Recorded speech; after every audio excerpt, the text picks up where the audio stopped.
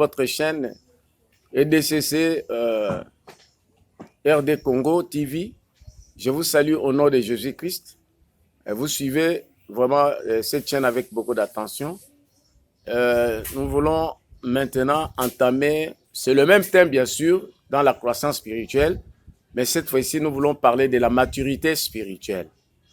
Je crois que tout ce qui naît doit atteindre de la maturité. Et nous voulons voir vraiment aujourd'hui au moins des raisons. Je vais donner, il y a 7 raisons pour lesquelles que Dieu veut que l'homme puisse être mature. Il y a même dans notre vie, tout enfant cherche à être, quand nous donnons naissance aux enfants, tout le monde attend la maturité. Et sans plus tarder, il y a 7 raisons, nous allons donner quelques raisons. Et nous pouvons aller dans Colossiens chapitre 1, verset 8. La première raison, sans plus tarder, de ce que Dieu veut que nous soyons matures. Et quand vous lisez, nous lisons la parole de Dieu, là, Paul dit ceci. Suivez très bien. Vous avez besoin de la maturité dans votre vie spirituelle. C'est-à-dire quoi? Que votre esprit doit atteindre une certaine maturité. La plénitude de la vie de Jésus-Christ dans votre vie. Et c'est pour cela où dans notre vie, c'est très important. Je ne cesse de vous rappeler que personne ne sera être enlevé lorsqu'il n'a pas atteint la maturité. Voici ce que dit la parole. Celui que nous annonçons, exhortant tout homme et instruisant tout homme en toute sagesse, afin de présenter à Dieu tout homme devenu parfait en Christ. Voilà. Donc, le travail des hommes de Dieu, le travail de l'Église comme famille de Dieu, c'est un travail qui demande d'amener les gens à la maturité spirituelle. Mais quelles sont les raisons? Dieu a ses raisons. La première raison de Dieu, c'est quoi?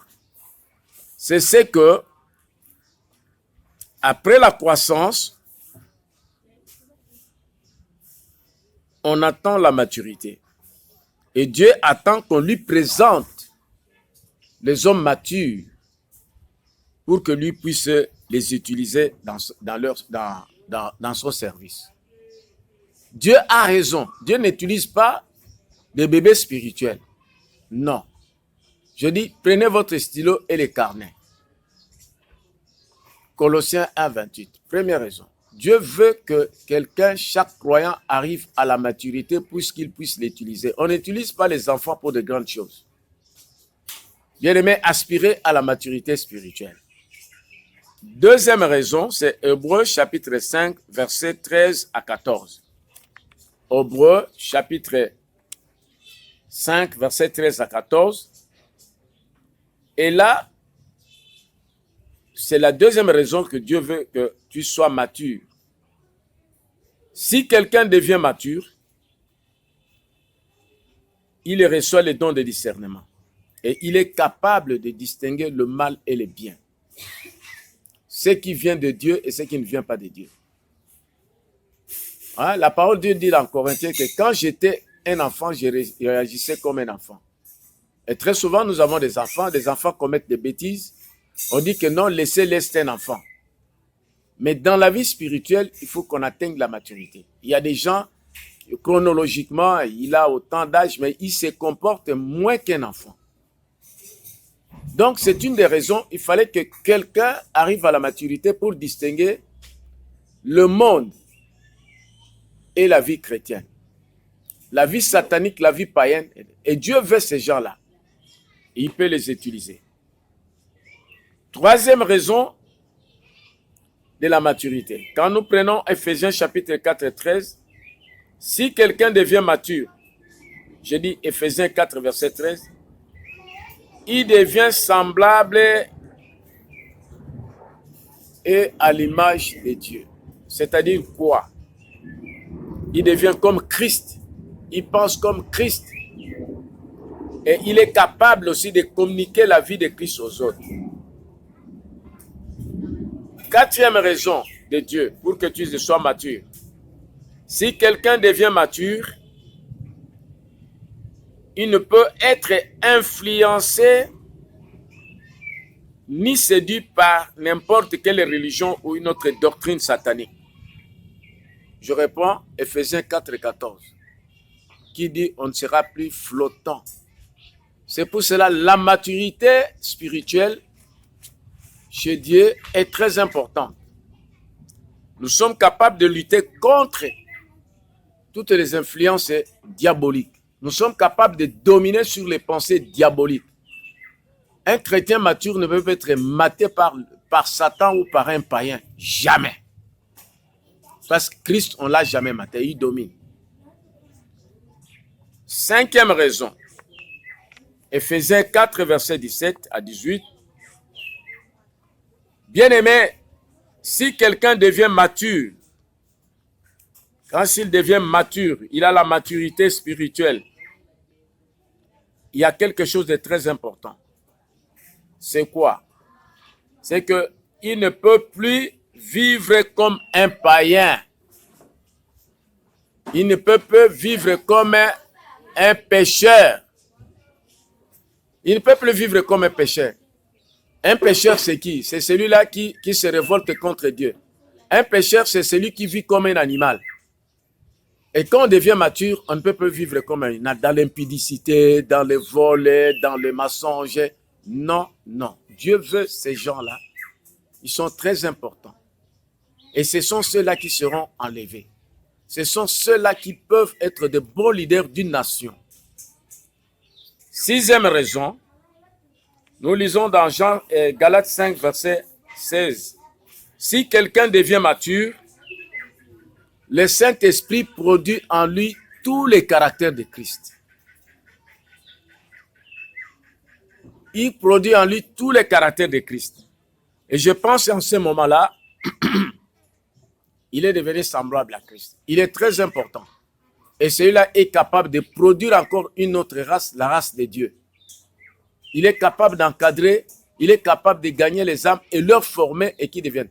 Une nation où les gens n'ont pas de caractère de Christ, c'est une nation morte. Parce qu'on va trouver l'idolâtrie, on va trouver le magouille, la corruption, l'impudicité, le vol, tout ça. Et une église, quand on dit une église, c'est-à-dire la famille de Dieu, c'est-à-dire une famille mature. Nous arrivons au septième raison. Psaume 92, 13 à 14 et 92, 13 à 15, j'aimerais me lire ça.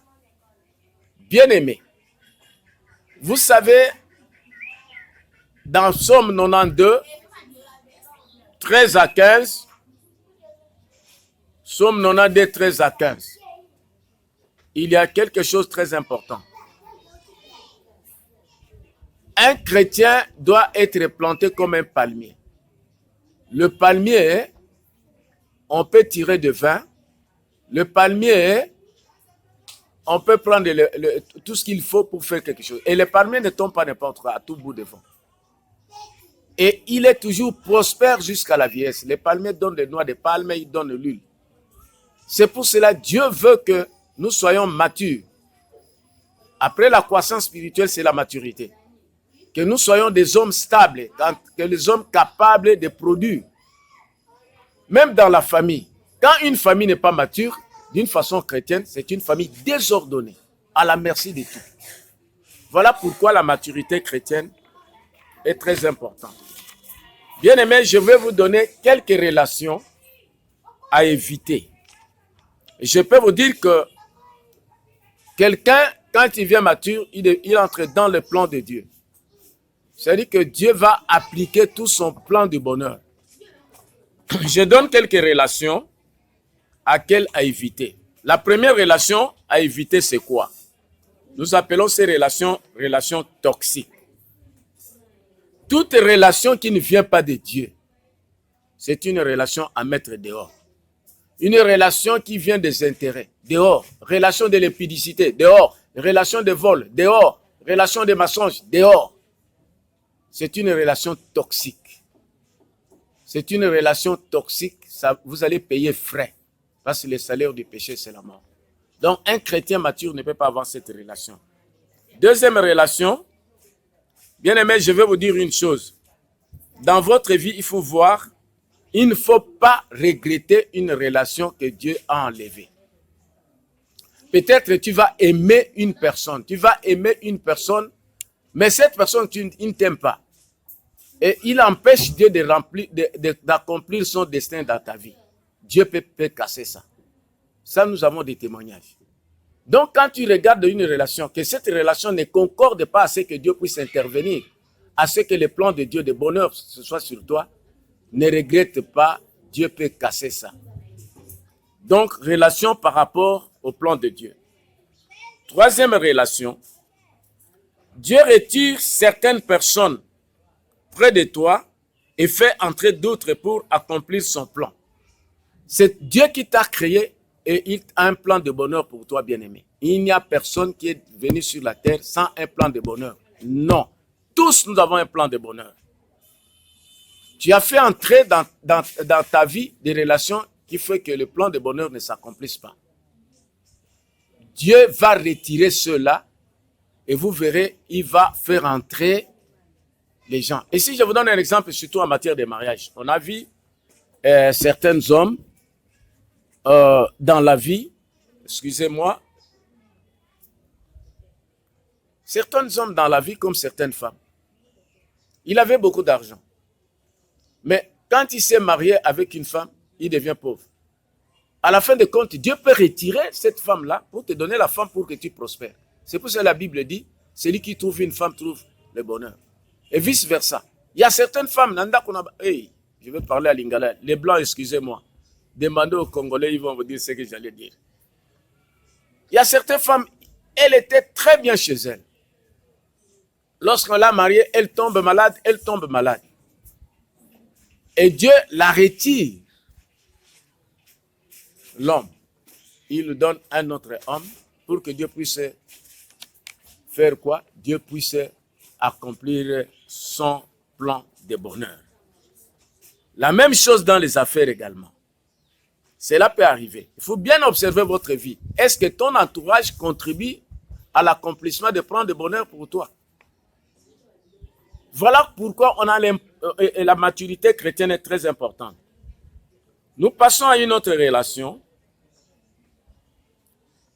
La quatrième relation. Dieu retire toujours une relation qui empêche d'entrer en contact avec lui. Il y a des gens qui, une fois que tu es en contact avec lui, il t'empêche de prier, il t'empêche de rencontrer Dieu, il t'empêche de lire la Bible, il t'empêche. Ça, c'est un sorcier.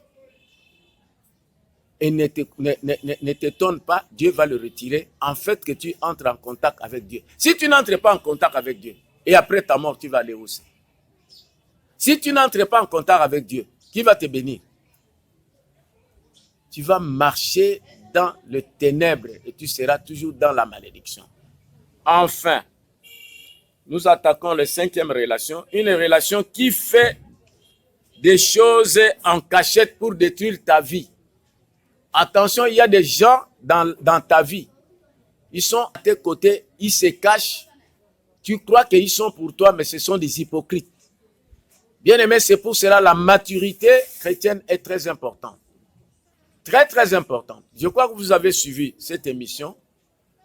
Je vous dis de liker, bien aimé. Notre numéro est au bas de l'écran. Que Dieu vous bénisse. Réfléchissez, prospérez. Évitez toutes les relations qui vous empêchent d'entrer avec Jésus-Christ. Car quand vous acceptez Jésus-Christ comme sauveur, vous avez commencé l'histoire de bonheur avec lui. Ainsi, il y a des commentaires à faire. Il y a des questions à poser. S'il y a à prier, nous allons prier. Et il ne faut pas vous confier de dire que non, j'ai la malédiction, j'ai ceci. C'est toi-même, toi-même, tu es sorcier. Que Dieu vous bénisse.